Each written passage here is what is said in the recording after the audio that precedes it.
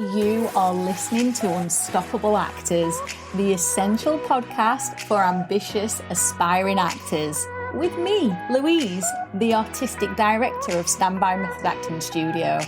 And every week, I'll be talking with you and sharing how you can become a paid, working, unstoppable actor, because you 1000% can. An acting career is doable. Are you ready?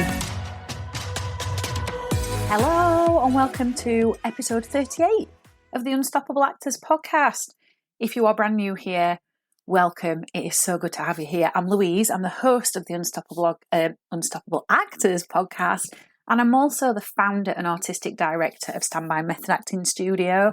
I've been coaching actors for 12 years next month. Unknown actors with blank CVs, taking them from absolutely zero or very little experience to building their performances up, building their acting skills up, building their CVs up, to getting into soaps and Netflix dramas and regional theatres and stage plays, which is very exciting.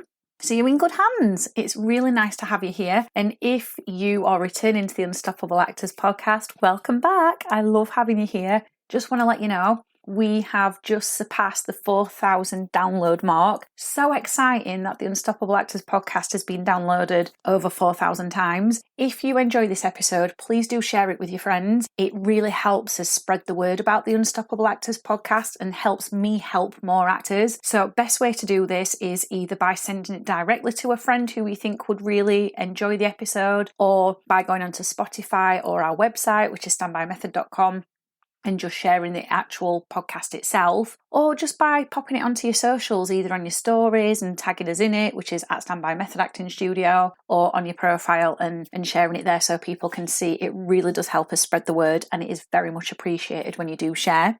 So today's podcast episode is all about how we can improve our scenes and get more connected to them, get more focused in them, and bring more life to them. This episode is inspired by one of my students who was struggling with the concept of scene needs. And scene needs can be a little bit of a challenge to get your head around, especially when you're brand new to them. But once it's clicked into place and you fully understand it, and you can also implement a scene need, you will just feel so much life in your scenes. You'll feel like you've unlocked Pandora's box and there's so many more opportunities within your scenes. And so let's go through it then, because a scene need, what is it? It's basically a need that your scene, not that your scene, it's this, oh my God, let me get my teeth in. It's a need that your character has within a scene. So there's two types of needs. You can have, Stanislavski called them objectives. I personally call them needs. Objective to me sounds too intellectual. Need sounds more urgent and a bit more emotional. So that's why I call them a need, but you may have heard them called objectives. So you can have your super need, which is the need that is the big thing that's taking you all the way through the script, the one big thing that your character wants to achieve. So for example, if we bring it back to your life, you're going to have many super needs, but one of your super needs is going to be to become a professional working actor. So then what we do is we break down each scene in the script, and we then create what we call scene needs. So each scene need should take you through to achieving the big super need. Now, characters don't always achieve their scene needs, so don't get confused by that. But basically what it is something for them to achieve. It gives them purpose in a scene. And what it stops you doing is it stops you just getting caught up in the lines and how to say them and saying them naturally, because that's nothing to do with the craft of acting. So if we think about your life and how you've got this super need to become a working professional actor, you could break that down, couldn't you, into smaller needs, which would be the equivalent to a scene need. Now, when you're working with improvisation, you should also have a scene need there as well, because the problem is, just like in scripted scenes, if we don't have a scene need in an improvisation, your scene will become purposeless, and you will probably get caught up in things that are not necessarily of importance. Like I gave the example of getting caught up in how to say the lines. That's not of importance because that's not the craft of acting. So the scene need gives you purpose. Now, what we want is for the scene need to help us unlock action and behaviour. Because what you have to remember is acting is a visual art. So there should always be something happening. Now, it doesn't mean it has to be something really big happening all the time. It might even be that a flick of the hair, which could be considered a small piece of action and behaviour, is something that is helping you achieve your scene need. So the purpose of the scene need is that it helps you find the action and the behaviour. So everything, every tiny little thing that you do, whether it's the lick of the lips, the flick of the hair, the way that you look at another character, the way that you walk into the scene, the way you interact with another character, all of this is leading you to achieving your scene need.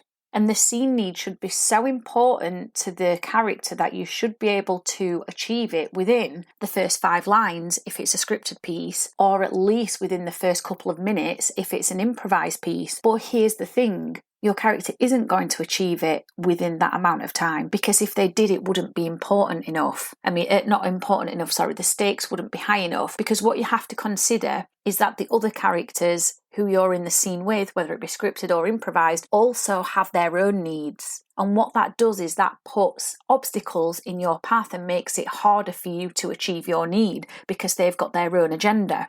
So just see a scene need as an agenda, okay? It's the character's agenda. It's something they are going into the scene with that is important, where the stakes are very high and they stand to lose something if they don't achieve it.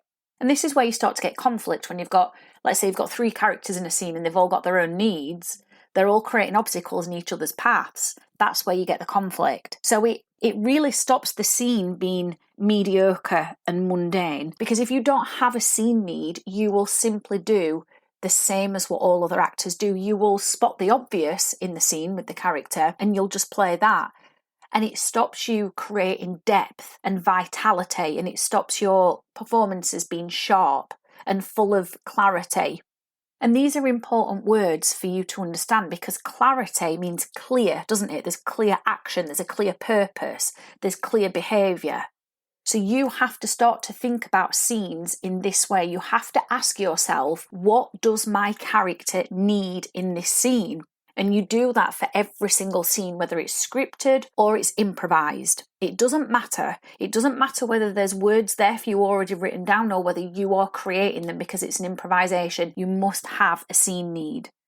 So let me give you an example then. Maybe you've got a scene in which you're having a job interview, and where most actors go wrong is they will say, oh, I need to make the other person understand that I'm good enough for the job, or I need to make them understand I've got the skills for the job. What we can do instead is we can make that need clearer by using something called an actable verb. And an actable verb is something that you have to take action on. A verb is a doing word, isn't it? Doing, action, actable, because I can act on it. If you struggle with actable verbs, I would highly recommend getting the Actus Thesaurus. If you just type in Google the Actus Thesaurus, it will come up. It's the red and white book. It's amazing. So what we could do instead is say, I need to impress is an actable verb, I need to impress the job interviewer so they see that I am competent at this job and they hire me. So what that's done is that's given you a very clear focus and a very clear purpose in the scene, and now you can play that. You can play it through the words that you speak and how you say them, but without getting caught up in thinking about how you're going to say them, because if as an actor you are getting caught up in saying them naturally or how to actually deliver the line, you are going to deliver a mechanical performance. It should be organic, it should be spontaneous, it should happen in the moment.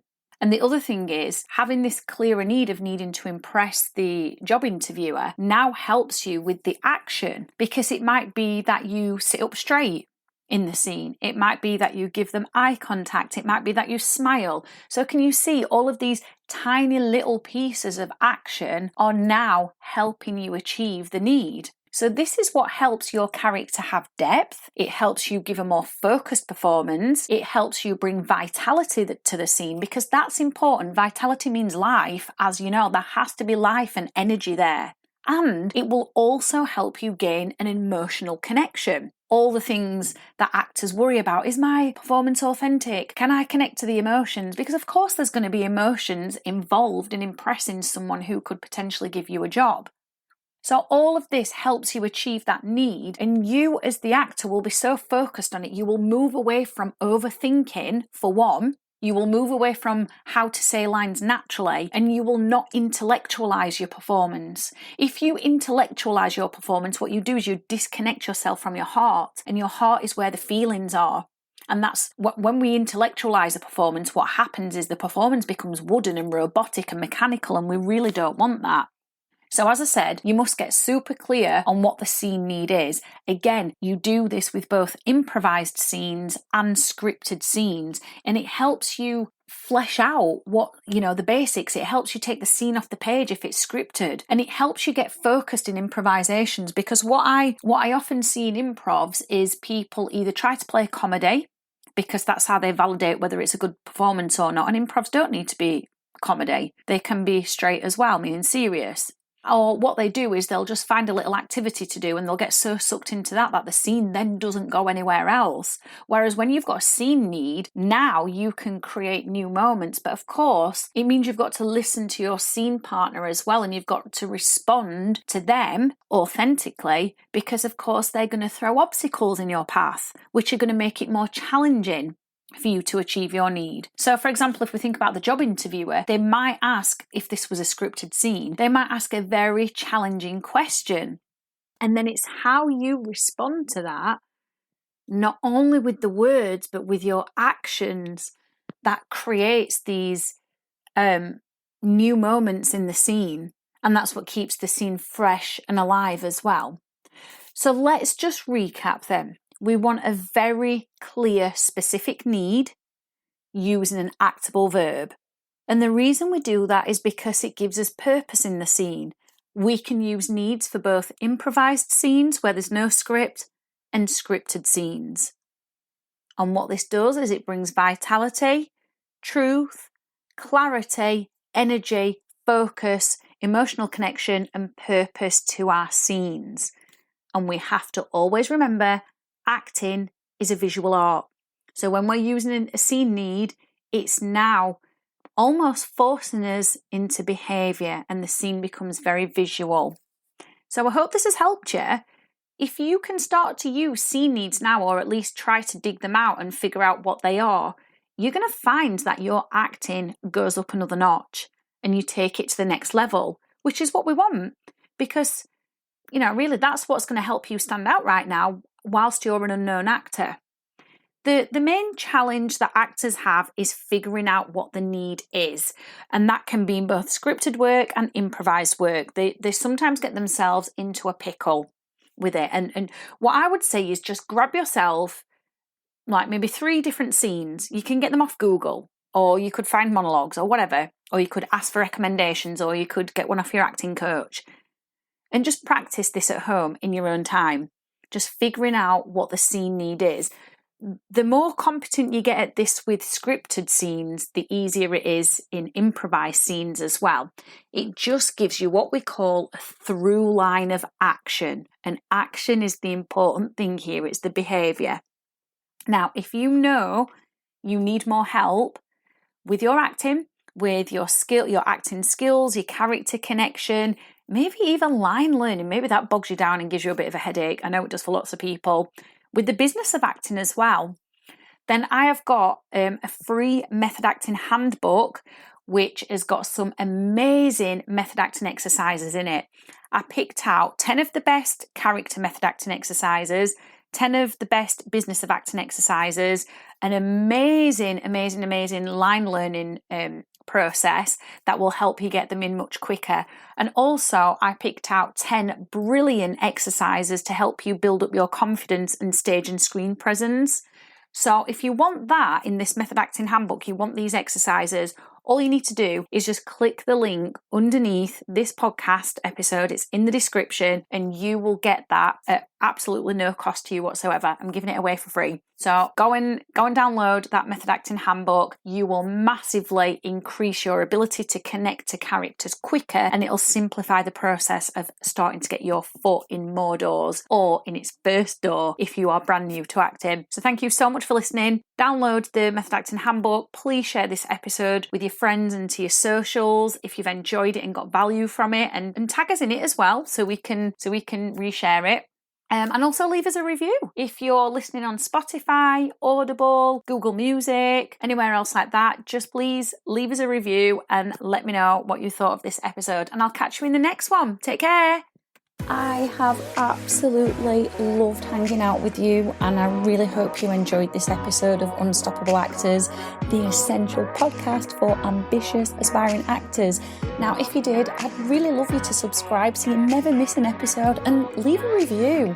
And if you would like weekly injections of inspiration, you'd like mini method acting challenges to keep you making progress with your dreams, come and join the most supportive acting community online by clicking the link in the notes to help you become an unstoppable actor.